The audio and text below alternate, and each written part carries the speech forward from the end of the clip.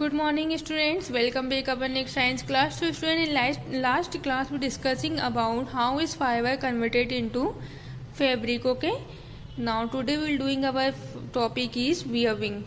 The weaving two sets of yarn arrange and crisscross together. देखिए जो weaving होती है उसमें क्या करते हैं, yarn के दो सेट लेते हैं, उन्हें अरेंज करते हैं और क्रिस क्रॉस करते हैं उन्हें एक दूसरे में. Silk cotton and jute yarn are want to make fabric. इसमें हम सिल्क कॉटन और जूट के यार्न लेते हैं फैब्रिक बनाने के लिए. Weaving of fabric is done on machines called, देखिए लूम्स. जो वियविंग ऑफ फैब्रिक किया जाता है, जिस मशीन के द्वारा काम किया जाता है फैब्रिक को, उसे बोलते हैं looms. Which can be handlooms if the cloth is warmed by hand or power looms if the looms are operated by electricity.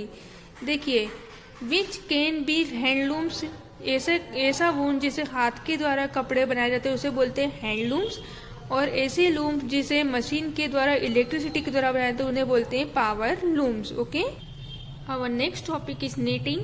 Have you ever observe knitting of woollen sweaters using wool and knitting needles. आपने अधिकतर देखा होगा किसी भी sweaters, woollen sweaters को, ऊनी sweaters को बनाने के लिए हम नीडल का यूज करते हैं. Knitting can be done by hand using knitting needles by machines. जो नीटिंग होती कैन बी डन बाय, वो हाथों के द्वारा की जाती है, नीडल के द्वारा की जाती है, बाय मशीन्स के द्वारा भी की जाती है. A single thread is use for knitting. देखिए नीटिंग करने के लिए एक सिंगल धागे का यूज किया जाता है. If you pull one of the threads of the fabric, इसके लिए आप क्या करते हैं, यदि आप एक धागे को खींचते हैं ऑफ द फैब्रिक के, इट कम्स आउट कंटिन्यूसली, तो वो अपने आप ऑटोमेटिक कंटिन्यूसली लगातार बाहर आते रहता है. Thus the main difference between weaving and knitting in the number of threads use. देखिए इसके अंदर इन दोनों में, वियविंग और नीटिंग में डिफरेंट क्या है, केवल नंबर ऑफ थ्रेड्स, केवल धागों की संख्या का ही डिफरेंस होता है. To make a pattern, a number of different color threads can be taken, but at a time two are used in weaving and one is knitting. To make a pattern, यदि किसी भी design का या pattern का या किसी colourful threads का use कर सकते हैं हम, but at a time two are used, केवल एक समय में दो धागे का यूज कर सकते हैं वियविंग के लिए. एंड जो नीटिंग होती है उसमें केवल हम एक ही प्रकार के थ्रेड्स का यूज कर सकते हैं. Okay, and our next topic is sources of natural fibres. Natural fibre के स्रोत. You know that fibres are grouped in natural fibres or man made और सिंथेटिक फाइबर्स. देखिए जो फाइबर्स होते हैं उन्हें ग्रुप में बताया गया है. पहला होता है नेचुरल फाइबर, दूसरा होता है मैन मेड और synthetic fibre. Natural fibres are obtained either from plants और एनिमल. जो नेचुरल फाइबर होते हैं वो प्लांट्स और एनिमल से प्राप्त होते हैं. Let's study about the difference. तो देखिए let's study about the different source of natural fibres. अब हम इस टॉपिक के अंदर पढ़ेंगे जो अलग अलग प्रकार के डिफरेंट सोर्स है नेचुरल फाइबर्स के. Cotton. It is believe date cotton was used around 300 BC in India. देखिए जो कॉटन था उसका यूज 300 ईस्वी में इन इंडिया में, भारत में किया गया था. इट हैज बीन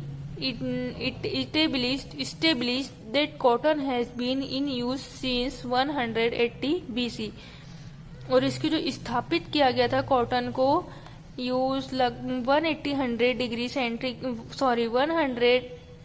1800 ईस्वी के समथिंग इसका कॉटन का यूज किया गया था, स्थापित किया गया था.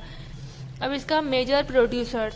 The major producers of cotton are India, China, Egypt, USA, Russia में किया जाता है. इसका जो उत्पादन है वो इन देशों में किया जाता है. In India cotton plants are grow in Andhra Pradesh, Maharashtra, Gujarat, Tamil Nadu, Madhya Pradesh, Rajasthan and Punjab. और इंडिया में इन स्टेट्स में, इन सिटीज में यहाँ पे कॉटन का प्रोड्यूसर किया जाता है. ओके, नेक्स्ट आता है क्लाइमेट. अब कॉटन के लिए क्लाइमेट कैसा होता है. Cotton grow well in areas where it is warm and sunny for the most part of the year. Cotton तब ग्रो किया जाता है जब जहाँ का एरिया गर्म हो and Sunny for the most part of year, और वहाँ का जो ईयर हो बहुत ज़्यादा Sunny. With a moderate rainfall distributor over the year, और जहाँ पर जो रेनफॉल होती है वो डिस्ट्रीब्यूट हो चुकी है over the year. Excessive rainfall can damage the crop, क्योंकि जो ज़्यादा यदि रेनफॉल होगी तो वो क्रॉप को डैमेज कर सकती है। Ideal temperature for the growth of cotton plant is 12 degree centigrade to 27 degree centigrade.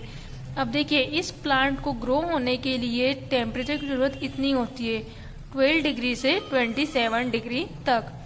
अब सॉइल, इसके लिए सॉइल कैसी होनी चाहिए, black soil that can retain moisture, it best suited for cotton cultivation. Cotton cultivation के लिए ब्लैक सॉइल बहुत अच्छी होती है, उसमें नमी होती है। The other type of soil suitable for the growth of cotton plants in alluvial. उसके अलावा यदि कोई प्रकार की सॉइल सुटेबल होती है तो वो होती है कॉटन प्लांट्स के लिए alluvial soil. Black soil is found southern India, whereas alluvial soil is mostly found in northern parts of India. देखिए, जो ब्लैक सॉइल होती है वो इंडिया के साउथ वाले पार्ट में पाई जाती है, वही जो एल्यूवियल सॉइल होती है वो अधिकतर इंडिया के नॉर्थर्न पार्ट्स में पाई जाती है। अब नेक्स्ट आता है रिप्रोडक्शन ऑफ कॉटन। कॉटन का प्रोडक्शन कैसे होता है। Cotton seeds are sow in early spring, जो कॉटन सीड्स होता है वो जल्दी स्प्रिंग हो जाता है। Cotton plants grow quite rapidly and take the shape of a bush. देखिए, जो कॉटन प्लांट्स होता है वो ग्रो होने लगता है जल्दी से and rapidly the take off, और वो एक शेप लेने लगता है बस जैसा shape, within 2 month, 2 month के अंदर ही। The flowers are either white और yellow and gradually turn to pink, और जो उसके फ्लावर्स होते हैं वो येलो होते हैं और धीरे धीरे वो पिंक में चेंज होने लगते हैं। The fruits are called cotton bolls, और जो इसके फ्रूट्स होते हैं उन्हें बोलते हैं cotton bolls. And are of the size of lemon, एक नींबू के आकार के साइज होते हैं। On maturity the cotton bolls burst open, और जैसे ही उनमें मैच्योरिटी आती, परिपक्वता आती है, कॉटन बॉल्स फूट जाती है, खुल जाती है। Exposing seeds and cotton fibres, तो कैसे निकलती है, कॉटन फाइबर्स के रूप में निकलती है। From the bolls cotton is hand picked and seeds are separated from the fibres, और जैसे ही वो बॉल से कॉटन हैंड पिक करते हैं, हम उठाते हैं उन्हें कॉटन में से सीड्स को, are the separated from the fibre, उन्हें हम फाइबर से सेपरेट कर देते हैं।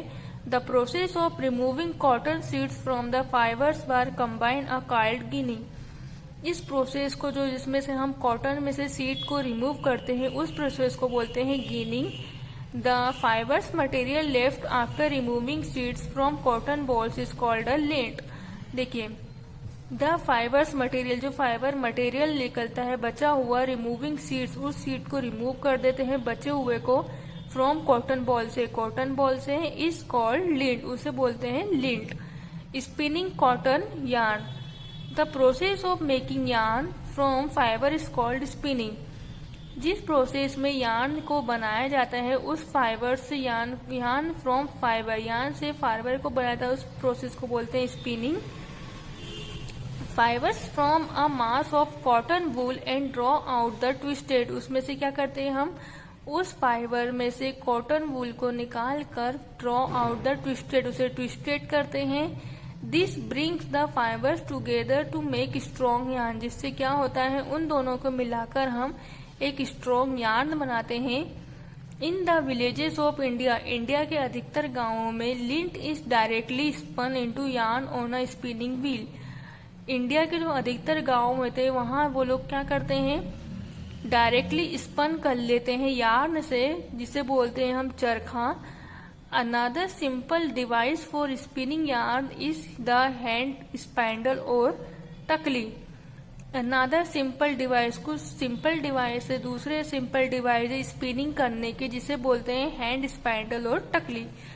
Earlier spinning was done on the handloom and one of the small scale, और जो स्पाइनिंग होता है was done on handloom, handloom के द्वारा किया जाता है spinning, and one of small scale, एक कम पैमाने पर, छोटी पैमाने पर, with the development of power loom, और धीरे धीरे जैसे जैसे डेवलपमेंट होता गया पावर लूम का, जिसमें इलेक्ट्रिसिटी से कराया जाता है वर्क, इन 1884 में spinning become a large scale activity, और जो स्पिनिंग है वो उसकी धीरे धीरे मात्रा बढ़ती गई। This led to significant improvements and variations in cotton fibre, जिससे क्या हुआ, कॉटन फाइबर से भी इम्प्रूवमेंट हुआ, उसकी भिन्नता, उसकी वेरिएशन सा बढ़ती गई। ओके, अब नेक्स्ट आता है हमारा जूट।